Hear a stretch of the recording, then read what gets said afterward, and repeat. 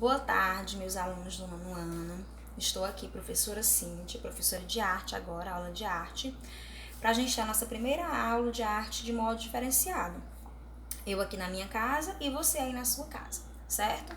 Então, a nossa primeira aula de arte, peguem o material de vocês, né, o nosso livro didático, vai ser no início do capítulo 2, certo? O capítulo 2 é derramar tinta e colorir o papel. É um título bem sugestivo para a gente compreender como que acontecem as pinturas, certo?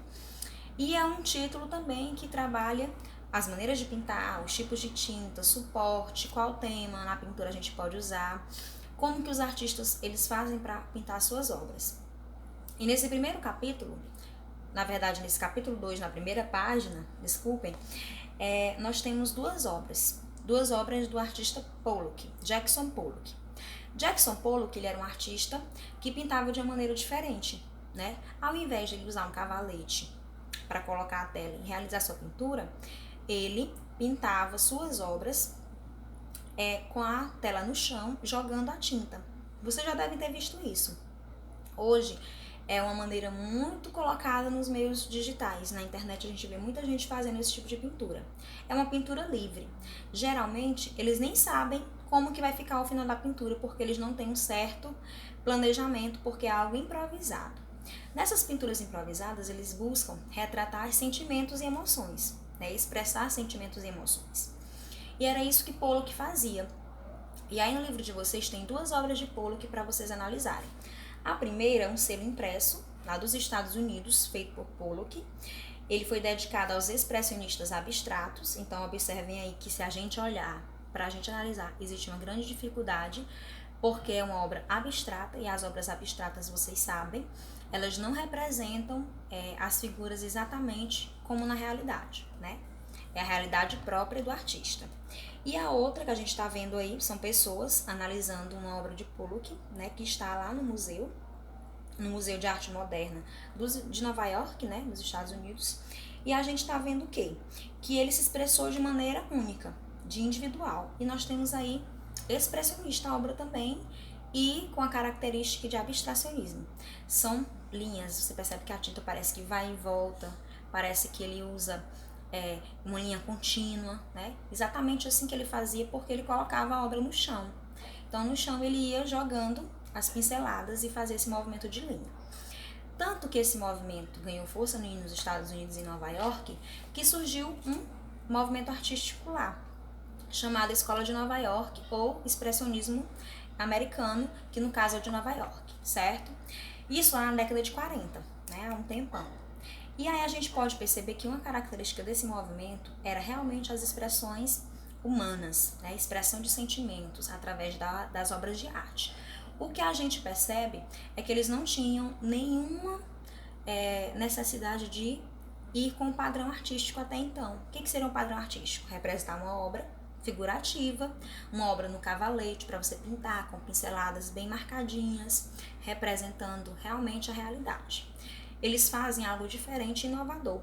Então, eles fazem uma obra sem ligação com a representação exatamente como se é na real, né? Por isso geralmente abstratas, e eles focam na expressão de sentimentos. Eles deixam aquelas padrões artísticos de lado e assumem uma nova maneira de pintar. Então, por isso foi uma escola nova, né? Um movimento artístico. Todos os movimentos artísticos, como eu sempre digo a vocês, eles começam assim. Eles começam de alguém, ou um grupo de artistas que começam a fazer obras de uma maneira diferente. E essa maneira diferente vai tomando gosto e mais pessoas se aderem a esse movimento, certo? E aí lá no livro de vocês, pede para vocês escreverem o que é pintar para vocês, né? Eu acredito que vocês já tenham escrito, porque eu já pedi esta atividade com antecedência lá no cronograma de quarentena. E agora, no livro de vocês ainda, pede para vocês pesquisarem sobre 3 movimentos artísticos que são de suma importância nós conhecermos. Na verdade, nós já estudamos ele desde o 7º ano. Nós temos o impressionismo, certo? Temos o expressionismo, que é um depois do outro, e temos o modernismo. Eles estão em escala cronológica, né? Então, o primeiro que a gente tem aí é o impressionismo.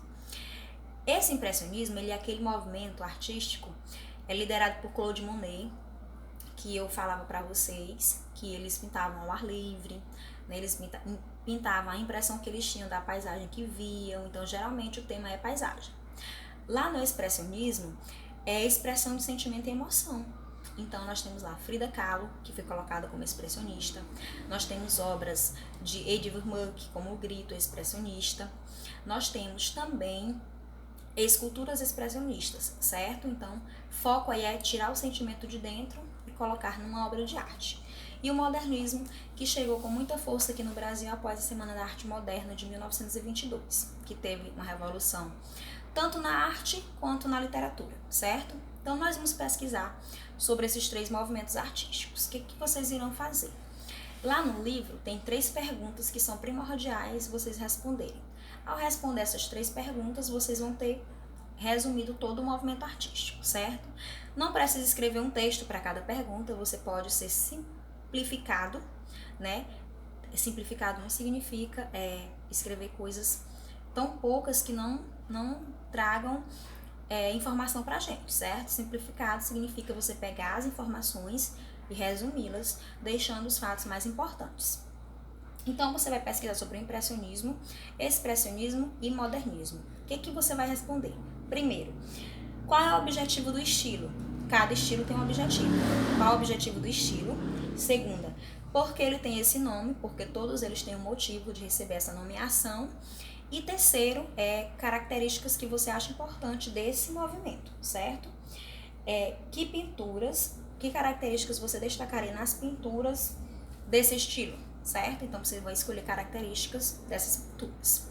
É uma pesquisa fácil, simples, e você pode escrever tanto no seu caderno, mas tirar uma foto legível, tá? Para a professora poder corrigir, quanto você pode me escrever diretamente pelo aplicativo, beleza? Essa atividade, ela vai para todas as pessoas, para todos vocês. Cada um tem que pesquisar dos 3 movimentos. Isso é de suma importância vocês conhecerem, certo? Beleza? Então, a nossa primeira aula foi sobre isso. Na nossa segunda aula, eu vou falar sobre esses 3 movimentos com base nas respostas que vocês me enviarem, certo? E aí nós vamos adiante. Agora nós vamos conhecer técnicas de pinturas e técnicas de arte, certo? Vamos me acompanhar no segundo vídeo.